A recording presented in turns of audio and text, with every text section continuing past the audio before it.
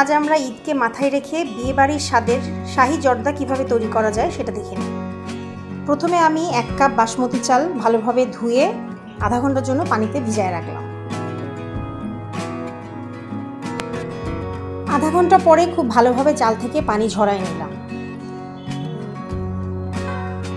এদিকে আমি 5 কাপ পানি ফুটতে দিলাম। তো পানিটা ফুটে গেলে আমি চালগুলো দিয়ে দিলাম।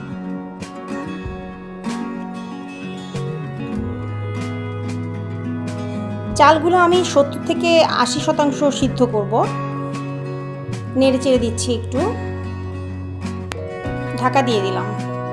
ঢাকনা তুলে দেখছি, মানে চালটা যখন মনে হবে যে আরেকটু সিদ্ধ হলে ভালো হয়, ঠিক তখন নামাই ফেলব। চাল সিদ্ধ হয়ে গেছে, আমি এবার ভালোভাবে পানি ঝরাই নিব। এদিকে কড়াই গরম হয়ে গেছে, আমি এখানে 1/2 কাপ পরিমাণ তেল দিয়ে দিলাম। তেলটা গরম হয়ে গেলে এর মধ্যে গরম মশলা দিয়ে দিলাম। 2 টুকরা দারচিনি, 4টা এলাচ আর 6টা লং দিয়ে দিলাম।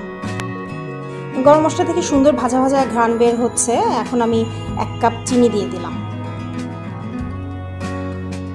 আর দিয়ে দিলাম 1/2 কাপ পানি। নেড়ে চেড়ে দিব, চিনিটা গলে যাওয়া পর্যন্ত অপেক্ষা করব।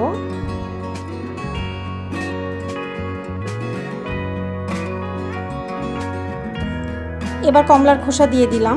কমলার খোসা দিলে খুব সুন্দর একটা ঘ্রাণ হয়। এবার ফুড কালার দিয়ে দিলাম, অরেঞ্জ ফুড কালার 1 চা চামচ দিলাম। একটু বেশি দিলে চালের সঙ্গে রঙটা ভালোভাবে লেগে যায়। এবার চালগুলো দিয়ে দিলাম। এবার ভালোভাবে নেড়ে চেড়ে মিশিয়ে নিব। আমি কিন্তু রান্নাটা মিডিয়াম তাপে করতেছি। এবার দিয়ে দিব কিশমিশ, কাজু বাদাম আর কাঠবাদাম। নাড়াচাড়া করে বাদামগুলো আবার একটু মিশিয়ে নিব। তারপর 25 মিনিটের জন্য ঢাকা দিয়ে রেখে দেব। 25 মিনিট পরে ঢাকনা তুলে একটু দেখতেছি যে পানি এখনো আছে কিছুটা। যতটা পারা যায় কমলার খোসা একটু তুলে নিচ্ছি, থাকলেও কোনো সমস্যা নাই। এবার ডিমা তাপে দমে দিয়ে রাখবো। ঢাকা দিয়ে দিলাম। এবার 15 মিনিট পরে আমি ঢাকনাটা তুলে দেখতেছি যে একদম পানি শুকাই গেছে, খুব সুন্দরভাবে জর্দাটা হয়ে গেছে। যেটুকু ভেজা ভেজা আছে ওটা প্লেটে বেড়ে ফেললে ঝরঝরা হয়ে যাবে একদম। তো এখন 1 চা চামচ কেওড়া পানি দিয়ে দিচ্ছি, তাহলে একদম বিয়ে বাড়ির ঘ্রাণটা আসবে। এরপর 1 চা চামচ ঘি দিয়ে দিলাম। ঘি দিয়ে একটু নাড়াচাড়া করে বেড়ে ফেলবো।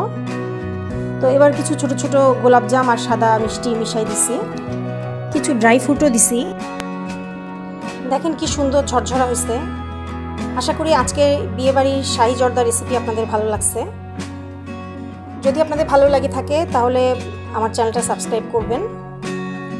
আপনাদের সবার জন্য অনেক অনেক শুভকামনা থাকলো। অনেক অনেক ধন্যবাদ। খোদা হাফেজ।